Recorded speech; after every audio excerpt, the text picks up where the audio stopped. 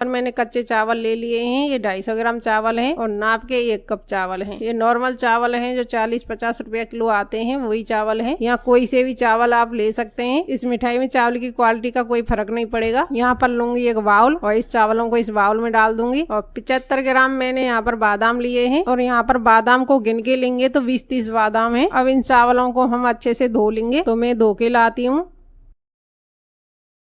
तो यहाँ पर 3-4 बार चावल अच्छे से धो लिए हैं और अच्छे से साफ भी हो गए हैं। और अब इसमें डालेंगे पानी और इनको हम 2 घंटे के लिए भीगने देंगे और ढक के 2 घंटे के लिए छोड़ देंगे।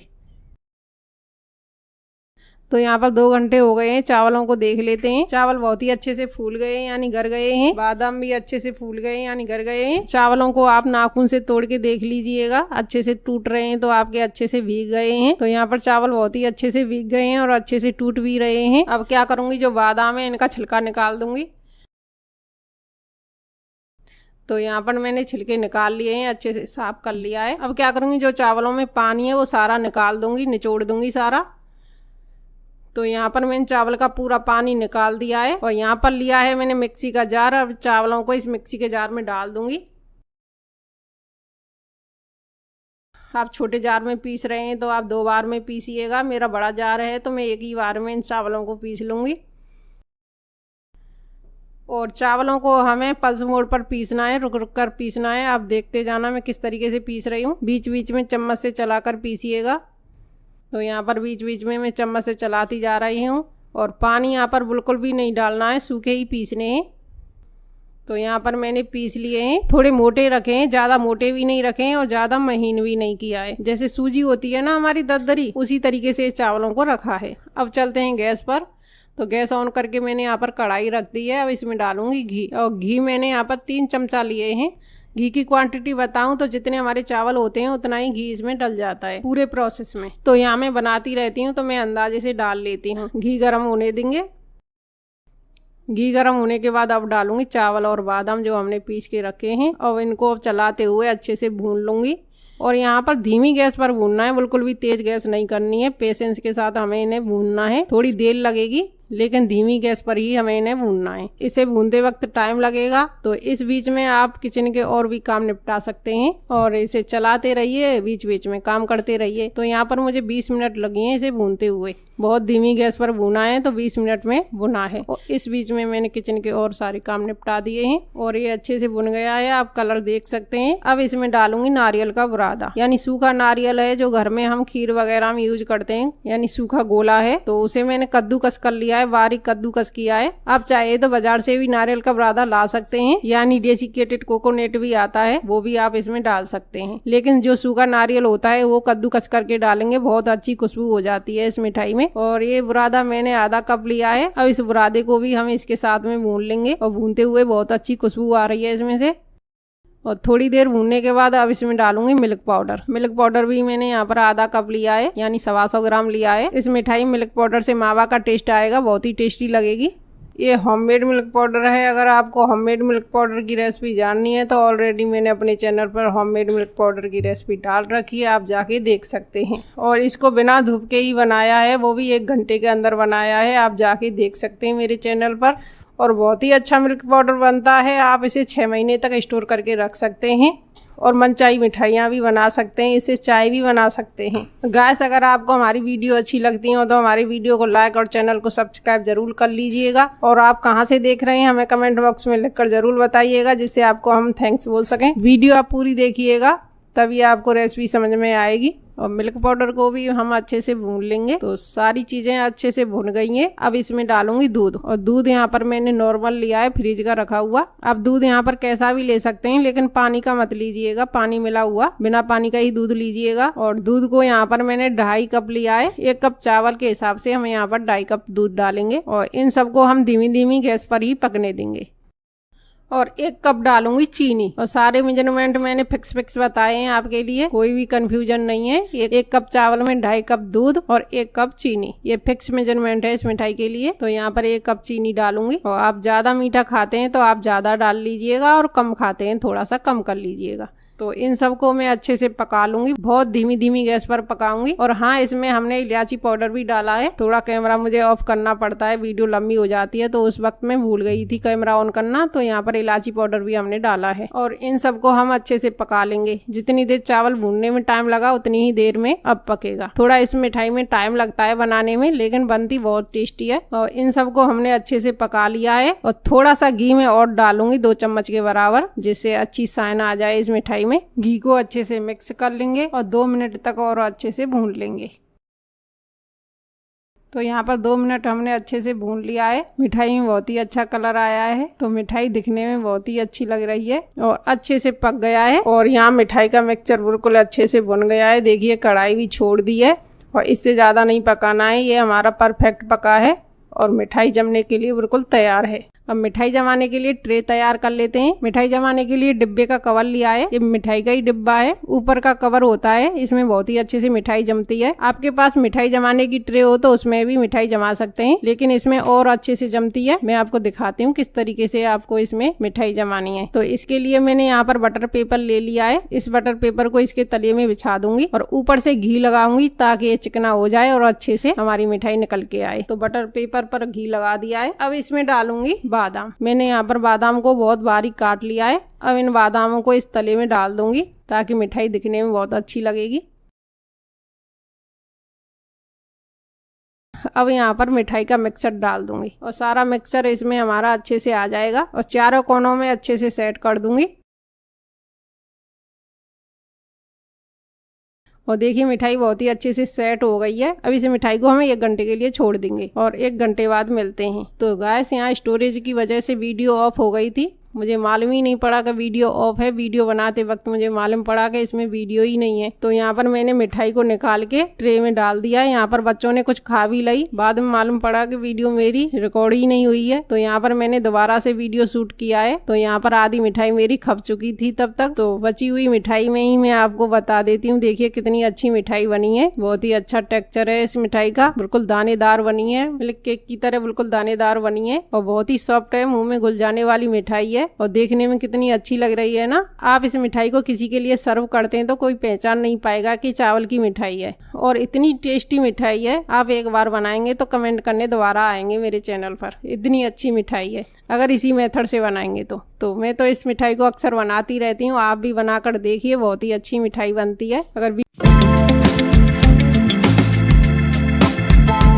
गैस ऑन करके कढ़ाई रख दी है। इसमें सबसे पहले भूनूंगी मखाने। और ये मखाने बहुत ज्यादा फायदा करते हैं, इसमें कैल्शियम भरपूर होता है। तो इन्हें थोड़ा सा भून लूंगी। और यहाँ पर मखाने मैंने भून लिए हैं, इनको मैं निकाल लूंगी और इस कढ़ाई में डालूंगी 1 चमचा घी। ये मैंने बड़ा वाला चमचा फुल भर के डाल दिया है। यहाँ पर मैंने गाय का घी लिया है, आप भैंस का भी ले सकते हैं। इस घी में मैं डालूंगी काजू। काजू मैंने यहाँ पर आधी कटोरी लिए हैं। यहाँ पर ड्राई फ्रूट कम या ज्यादा भी ले सकते हैं आप। और आधी कटोरी यहाँ पर मैंने पंपकिन सीड्स लिए हैं, यानी कद्दू के बीज लिए हैं। और आधी कटोरी यहाँ पर मगज डालूंगी, यानी खरबूजे के बीज। और साथ में ही डालूंगी आधी कटोरी किशमिश। अब इनको मैं भून लूंगी। और ये हमें ज्यादा तेज गैस पर नहीं भूनने हैं और धीमी धीमी गैस पर ही हमें ये भूनने हैं ताकि ये जले भी ना और भुन भी जाएं। और यहाँ पर मैंने 3-4 मिनट के लिए भून लिए हैं और अच्छे से फूल भी गए हैं। आप देख सकते हैं मगज के बीज कितने अच्छे से फूल गए हैं और किशमिश भी अच्छे से फूल गई हैं। अब इनको हम निकाल लेंगे।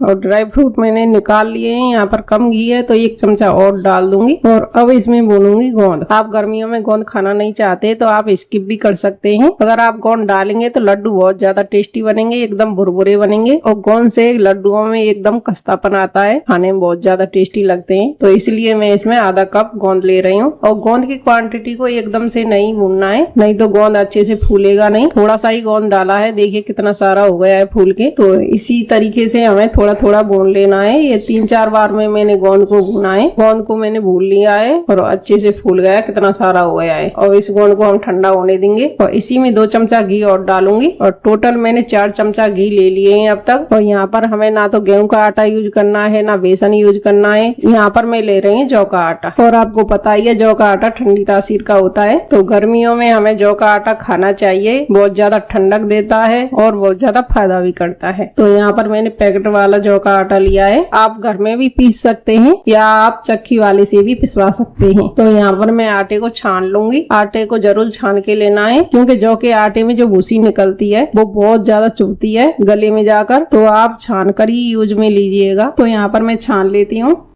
और देखिए छानने के बाद कितनी सारी भूसी निकली है ना, और ये गले में जाकर अटकती, इसलिए छानना बहुत जरूरी है। तो यहाँ पर मैंने 1 केजी का पैकेट लिया था, लेकिन मैं यहाँ पर आधा लूंगी और आधे को मैं स्टोर करके रख दूंगी फ्रिज में। आप जल्दी यूज करना चाहते हैं तो बाहर ही रख दीजिएगा और ज्यादा दिन तक रखना चाहते हैं तो आप फ्रिज में स्टोर कीजिएगा। मैंने यहाँ पर आधा आटा निकाल लिया है और आधे आटे को मैं कढ़ाई में डाल दूंगी भूनने के लिए। मैंने यहाँ पर आधा केजी आटा कढ़ाई में डाल दिया है। अब इसको हम भून लेंगे अच्छी तरीके से और प्रोसेस वही रहेगा जो हमने ड्राई फ्रूट बहुत धीमी गैस पर भुने हैं, और इस आटे को भी हमें बहुत धीमी गैस पर भूनना है। थोड़ा टाइम लगेगा लेकिन धीमी गैस पर ही भूनिएगा क्योंकि धीमी गैस पर ही अच्छे से भुन पाएगा। तेज गैस पर भूनेंगे तो ये जल जाएगा और खाने में ज्यादा टेस्टी भी नहीं लगेगा। तो यहाँ पर मैं बहुत धीमी गैस पर भून रही हूँ और मुझे यहाँ भूनते भूनते 20-30 मिनट हो गई है। मैंने गैस को बहुत ज्यादा धीमा कर दिया था। मैं इसे भूनते वक्त खड़ी नहीं हुई, बीच बीच में इसे चलाती रही हूँ। जो भी मेरा किचन का काम था उसे भी साथ ही साथ निपटाती रही हूँ। साथ ही साथ मैंने किचन का भी काम कर लिया है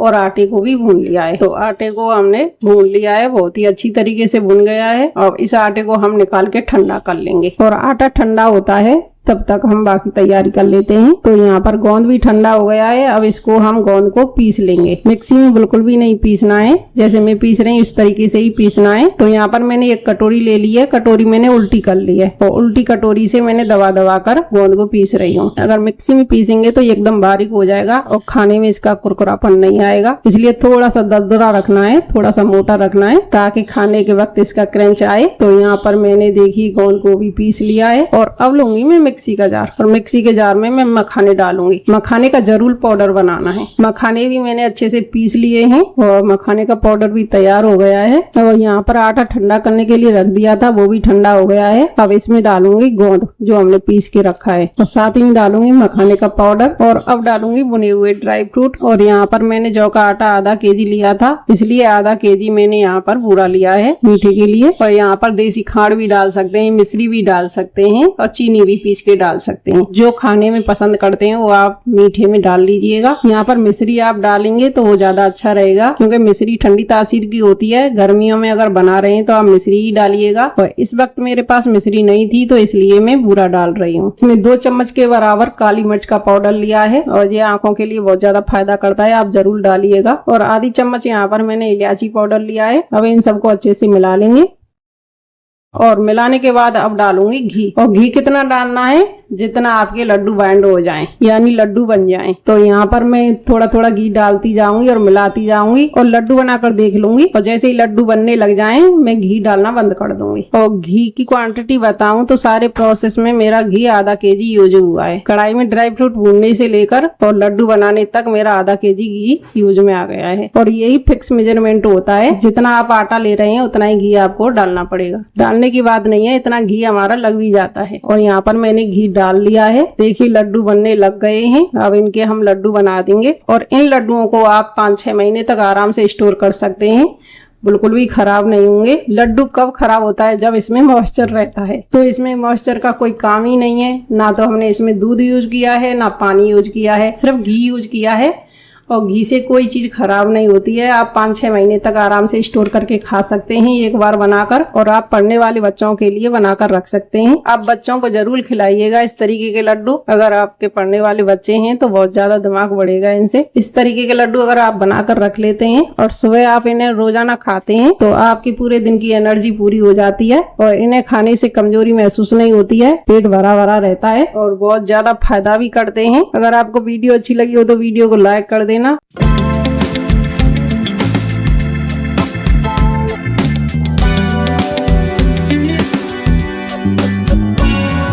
सबसे पहले गुलाब जामुन के लिए चाशनी तैयार करेंगे। चाशनी में मैं यहाँ तौलकर 1 किलो चीनी ले रही हूँ और 1 किलो ही हम यहाँ पर पानी करेंगे। और चाशनी को रख देंगे हम गैस पर और अच्छे से उबाल आने देंगे। यहाँ पर कच्चा दूध डालकर चाशनी को आप साफ कर सकते हैं। यहाँ पर चीनी बिल्कुल साफ है, कोई गंदगी नहीं है। तो यहाँ पर मैं कोई भी दूध डालकर इसे साफ करने वाली नहीं हूँ। यहाँ पर डालूंगी कलर। कलर डालना ऑप्शनल है, चाहे तो आप केसर के धागे भी डाल सकते हैं, उनसे भी बहुत अच्छा कलर आ जाएगा। चाशनी में हमें कोई तार नहीं चाहिए, थोड़ी सी चिपचिपी चाहिए। देखिए इस तरीके से चिपचिपी चाहिए, कोई भी तार नहीं बन रहा है, आप देख सकते हैं। आधी चम्मच के बराबर डालूंगी इलायची पाउडर, इससे बहुत अच्छी खुशबू हो जाएगी। चाशनी यहाँ कंप्लीट हो चुकी है, चाशनी को गैस से उतार के रख देंगे। अब चलते हैं दूसरे प्रोसेस की तरफ। यहाँ पर लिया है सबसे मेन इंग्रेडिएंट्स मावा। मावा घर पर बनाया हुआ है और गाय के दूध का है। हो सके तो आप ताजा ही मावा बनाइएगा। मैंने यहाँ 1 दिन पहले से ही मावा बनाकर रखा है। अगर आप ताजा मावा लेते हैं तो बहुत ही अच्छे से गुलाब जामुन बन जाएंगी। और जब आप मावा बनाएं थोड़ा भूनकर बनाएं, ढीला ना छोड़ें। तो यहाँ पर ली है मैंने किचन वेटिंग मशीन। इस पर सारे इंग्रेडिएंट्स मैं तौल कर दिखाऊंगी, जिससे आपको बनाने में कोई भी कठिनाई नहीं होगी। बहुत ही आसान तरीके से आप बना लेंगे। कोई भी इंग्रेडिएंट्स कम या ज्यादा नहीं हो सकता। आप इस तरीके से तौल कर लेंगे तो किचन वेटिंग मशीन बहुत ही सस्ती आ जाती है। आप इसे लेकर रख लीजिए ताकि जब भी कोई रेसिपी बनाएं आप तौल के बना सकें। तो यहाँ पर मावा को मैं तौल के ले लूंगी। मावा 600 ग्राम है, ये पूरा मावा मैं ले लूंगी। इसी मावे के हिसाब से सारे इंग्रेडिएंट्स तौल कर ले लूंगी। तो इसे मैं साइड में कर लूंगी। अब दूसरा इंग्रेडिएंट्स आता है पनीर। पनीर को भी यहाँ मैं तौल के ले लूंगी। 600 ग्राम मावा के हिसाब से यहाँ पर पनीर लूंगी मैं 200 ग्राम। अब देखते जाना, मैं सारे इंग्रेडिएंट्स तौल कर लूंगी, जिससे आपको बनाना बहुत ही आसान हो जाएगा और आज ही आप बनाना शुरू कर देंगे। यहाँ पर मैंने पनीर भी तौल के ले लिया है। अब तीसरा इंग्रेडिएंट्स आता है मैदा। यहाँ पर मैदे को भी मैं तौल के ले लूंगी। 600 ग्राम मावा के हिसाब से यहाँ मैदा लूंगी 60 ग्राम। यहाँ पर तीनों इंग्रेडिएंट्स मैंने तौल के ले लिए हैं। अब बड़ी सी परात लूंगी और बड़ी सी परात में मावा और पनीर दोनों को मैश कर लूंगी। मावा और पनीर को बहुत ही अच्छे से मिक्स करना है, बिल्कुल डो की तरह बना लेना है। पनीर और मावा को मिक्स करते करते यहाँ पर 15-20 मिनट हो गई हैं। अब इसमें करूंगी मैदा ऐड। मैदे को भी यहाँ अच्छे से मिक्स कर लूंगी। यहाँ पर मैदा भी मैंने अच्छे से गूंथ लिया है, अच्छे से डो तैयार कर लिया है। और थोड़ा सा यहाँ बेकिंग पाउडर डालूंगी, बेकिंग सोडा नहीं, यहाँ पर बेकिंग पाउडर लिया है मैंने और बिल्कुल थोड़ा सा लिया है। आप देख सकते हैं बिल्कुल 1 चौंटी है, इससे ज्यादा नहीं लूंगी। इससे ज्यादा ले लिया तो गुलाब जामुन कढ़ाई में जाकर फट जाएंगे। आप बेकिंग सोडा की जगह बेकिंग पाउडर ही लीजिएगा। बेकिंग सोडा से क्या होगा कि गुलाब जामुन एकदम से फूलेंगी और कढ़ाई में ही फट जाएंगे। यहाँ पर बेकिंग पाउडर डाला है, वो भी 1 चौंटी, इसे भी अच्छे से मिला लेंगे। तो यहाँ पर मैं क्या करूँगी, 1 लोई के बराबर थोड़ा सा इसमें से डो निकाल लूँगी, ज़्यादा नहीं निकालूंगी। सिर्फ आपको दिखाने के लिए 2-4 गुलाब जामुन ऐसी बनाऊंगी कि आप देख सकें कि घर पे ही गुलाब जामुन बनाई हुई हैं। क्या होता है कि गुलाब जामुन बनाकर दिखा देते हैं लेकिन वो काट दे बाजार वाली हैं, तो इसलिए आपको कोई भी कंफ्यूजन ना हो, इसलिए मैं इसमें थोड़ा सा कलर डालूंगी और कुछ डालूंगी ड्राई फ्रूट, जिससे आपको भी पता चले कि गुलाब जामुन घर पर ही बनाई हुई हैं। कोई भी आपके साथ धोखा नहीं होगा। सिर्फ वीडियो को आप पूरा देखिएगा, आप भी अच्छे से गुलाब जामुन बना पाएंगे। तो यहाँ पर डो में थोड़ा सा निकाल के इसमें कलर वगैरह डाल के साइड में रख दिया है। अब इसको चेक कर लेती हूँ कि ये गुलाब जामुन फटती है नहीं फटती। एक मैं लोई लेके गुलाब जामुन की शेप दे के देख लेती हूँ, अगर वो कोई भी कमी दिखती है, अगर गुलाब जामुन में क्रैक आ रहे हैं तो इसमें थोड़ा सा पानी डालकर इसे अच्छे से और मैश कर लूंगी। अगर गुलाब जामुन में कोई भी क्रैक नहीं बनता है तो ये डो मेरा बिल्कुल परफेक्ट है। तो देखिए गुलाब जामुन बहुत ही अच्छे से बनी है, आपको पास से दिखा देती हूँ। देखिए कितने अच्छे से गुलाब जामुन बन गई है, इसमें कोई भी क्रैक नहीं है, ये परफेक्ट है। तो यहाँ पर सारे गुलाब जामुन की शेप अच्छे से आए, एक बराबर आए। तो इसके लिए मैं क्या करूंगी, कोई भी बड़ी चम्मच ले लीजिएगा, इसके हिसाब से मैं सारी लोइयां तैयार कर लूंगी। इससे क्या होगा, कोई भी गुलाब जामुन छोटी या बड़ी नहीं होगी। देख सकते हैं आप कैसी अच्छे से लोइयां तैयार हो रही हैं। इस तरीके से सारी गुलाब जामुनों को मैं तैयार कर लूंगी। यहाँ पर गुलाब जामुन में अंदर कलर वाला डो भर दूंगी। तो यहाँ पर मैंने सारी गुलाब जामुन में एक कलर वाला डो नहीं भरा है, क्योंकि कलर खाना सेहत के लिए अच्छा नहीं होता, सिर्फ आपको दिखाने के लिए ही कलर डाला है। तो यहाँ पर 3-4 जितनी भी मेरी इसमें डो में बन जाएं उतनी मैं गुलाब जामुन बना लूंगी, बाकी मैं सादा बनाऊंगी। यहाँ पर घी गरम कर लूंगी। घी मैंने गाय का लिया है, आप भैंस का भी ले सकते हैं और घी लेना ऑप्शनल है, आप रिफाइंड ऑयल में भी सेक सकते हैं। चने के बराबर गुलाब जामुन हम इसमें सेक कर देख लेंगे। अगर डो परफेक्ट है तो हम सारी गुलाब जामुन बनाकर सेक लेंगे, और कोई भी कमी है या गुलाब जामुन जाके फटती है तो हम थोड़ा सा मैदा और मिला लेंगे। यहाँ पर घी में गुलाब जामुन फटी नहीं है, बिल्कुल परफेक्ट सिकी है, और यहाँ पर मुझे कोई भी चीज़ मिलाने की ज़रूरत नहीं पड़ी है, एकदम परफेक्ट डो बनाएं। तो यहाँ पर सारी गुलाब जामुनों को डालकर सेक लूंगी। मुझ पर एक गलती हुई है, आपसे ना हो इसलिए मैं बता देती हूँ।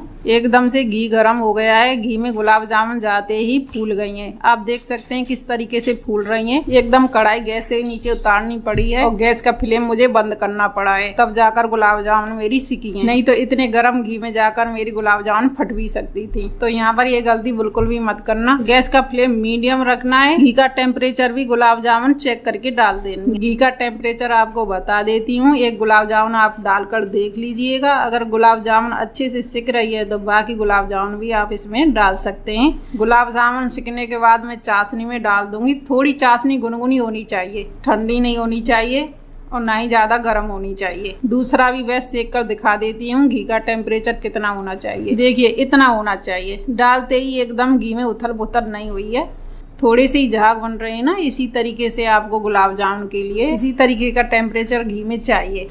थोड़ी देर तक गुलाब जामुनों को टच नहीं करना है, कढ़ाई हिलाते हुए इन्हें सेक लेना है। जैसे गुलाब जामुन थोड़ा सा सिकने लगे तो आप कलछी से घी को हिला सकते हैं और इसी तरीके से हिलाकर सेक लेनी है। एक ही जगह पर गुलाब जामुनों को नहीं छोड़ना है। धीमी धीमी गैस पर गुलाब जामुनों को सेक लेना है ताकि अंदर से गुलाब जामुन अच्छे से सिक सकें। बिल्कुल भी जल्दबाजी नहीं करनी है। गुलाब जामुनों का कलर डार्क या हल्का इस तरीके का रखना है। ये आप पर निर्भर करता है। मुझे तो थोड़ी सी डार्क अच्छी लगती हैं तो मैं थोड़ी सी डार्क करूंगी इन्हें। तो इन पर अच्छे से कलर आ गया है, अच्छे से सिक चुकी हैं। अब इन्हें मैं निकाल दूंगी और सारी गुलाब जामुनों को मैं ऐसे ही सेक लेती हूँ।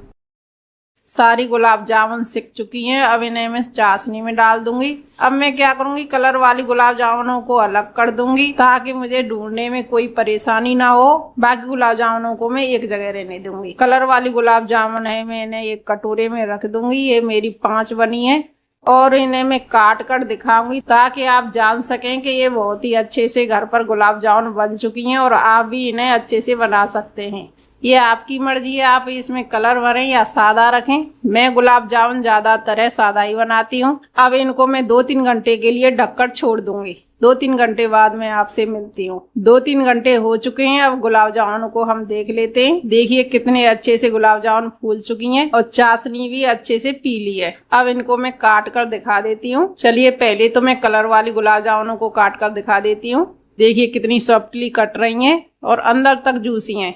देखिए कितनी अच्छी बनी है ना गुलाब जामुन। अब मैं दिखाऊंगी सादा गुलाब जामुनों को काट कर। ये भी कितनी सॉफ्ट हैं और इनके अंदर मैंने कुछ भी नहीं भरा है। आप देख सकते हैं बिल्कुल सादा है और अंदर तक जूस पिया हुआ है। देखिए आपको पास से दिखा देती हूँ, थोड़ा इन्हें दबा कर भी दिखा देती हूँ। देखिए कितना जूस निकल रहा है। चलिए एक आध और काट के दिखा देती हूँ। देखिए कलर वाली ली है और इसको भी मैं काट के दिखा देती हूँ। देखिए कितनी अच्छे से कट रही है और कितने अच्छे से जूसी है अंदर तक। और गुलाब जामुन को भी मैं काट के दिखा देती हूँ, नहीं तो आप समझेंगे छांट कर काट के दिखा दी है। सारी मेरी गुलाब जामुन ऐसे ही बनी है, बहुत ही अच्छी बनी है, बहुत ही सॉफ्ट बनी है और जूसी बनी है। और इसी तरीके से आप भी घर पर अच्छे से गुलाब जामुन बना सकते हैं और एंजॉय कर सकते हैं। अब इन गुलाब जामुनों को मैं चाशनी से निकाल के बाउल में रख दूंगी और ऊपर से लगाऊंगी चांदी का वर्क। आप किसी भी चीज से डेकोरेट कर सकते हैं, सजा सकते हैं। ये आपकी मर्जी है किस तरीके से आप रखना चाहें। चलते चलते एक बात और बता देती हूँ, अगर गुलाब जामुनों ने जूस नहीं पिया है, अंदर तक जूस नहीं गया है, चाशनी को और थोड़ा सा गर्म कर लीजिएगा और 2-3 घंटे तक फिर से रख दीजिएगा। एकदम से सॉफ्ट और जूसी हो जाएंगी, कोई प्रॉब्लम नहीं आएगी।